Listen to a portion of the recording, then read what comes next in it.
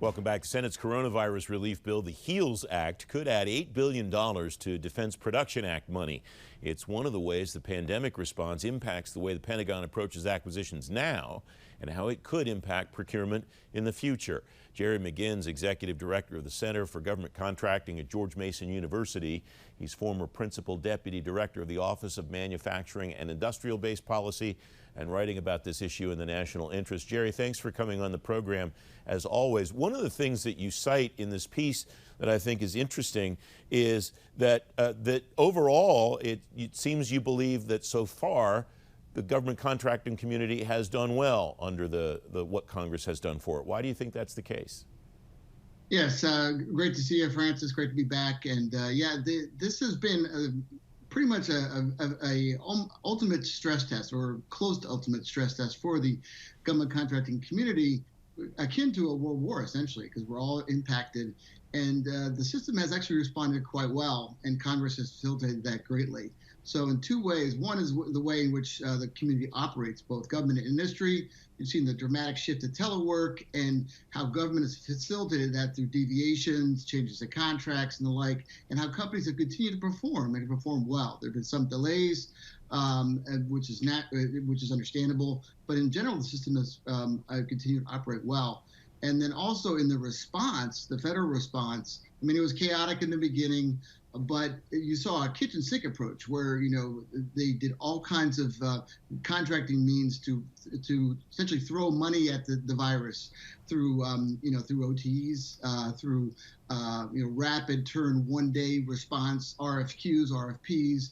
And in general, that's led to a tremendous, tens of billions of dollars in federal response that has really helped prevent any significant shortages of equipment for this time. You write in this piece, this emphasis on OTs and other acquisition initiatives has created an environment where companies of all sizes and types are working with the government. That's been a stated goal of the department for years, before you were even there. Is it too early to declare victory, or maybe this is just victory in a battle versus victory in the war? That's a great question, Francis, and that's sort of the question I have going forward is how much of this is going to stick? How much will this be sticky? And my hope and my belief is that a lot will stick. A lot of these tools that have been Congress has given to the department and to the U.S. government more broadly, as well as the government approaches to industry and to contracting, I think a lot of it will stick. And you've seen that in remarks by Undersecretary of Defense for Acquisition Alan Lord and others saying that we need to. There's no going back, essentially. And in the area of OTs, you've seen the CARES Act remove some of the restrictions on reporting above $500 million projects. So you've seen OTs do a lot of different things across the response for COVID. Initially, HHS did a number of OTs on vaccine development and over $100 million. But most of those OT ones have been smaller, so it remains to be seen how much they'll use this going forward. You write in this piece, Jerry, let's build on the coronavirus response to further defense acquisition reform. Does that mean that you want to see different stuff than we're doing now, or do you want to see an acceleration of the things that we've talked about and that you write about in this piece, or some combination of both?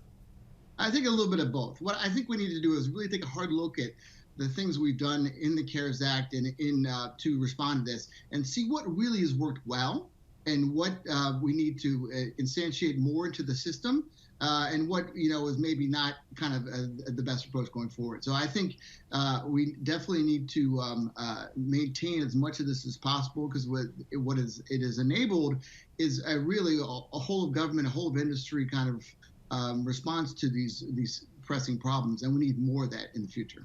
Is there a risk that by changing too many things too fast, we're not really able to well assess what's working and what's not working, whether some good outcome that we got was a direct result of this reform or that reform? Yeah, that again, that is sort of the crux of the matter, and I think What we need now is some clear-eyed kind of analysis on things that worked well and what needs to continue from the CARES Act, and maybe things need to be tweaked. But and the biggest thing I need to do when I write in this piece is that the DoD in particular has done a number of things. They've set up this agile acquisition framework. Congress had given previous middle tier acquisition authority. These are natural tools that now we should start applying these reforms to the things that they're already in place. Like the acquisition framework, it enables DoD, says there's lots of different pathways to choose for acquisition, choose the right one. So we need to get the contracting officers and all the leadership on the same page so that the right acquisition approach is used for the correct problem, the correct acquisition situation. Less than 30 seconds, Jerry. Who should be doing that clear-eyed analysis that you're calling for? Well, there's a number of good organizations to do that. Universities, of course, as well as federally funded research and development centers, working closely with the Department of Defense and other government agencies. And we're going to be talking about these issues at our second annual government contracting conference with DAU on October 6th. So we'd love to have you and your viewers join us there. Jerry McGinn, thanks very much. Great to see you. Great to see you.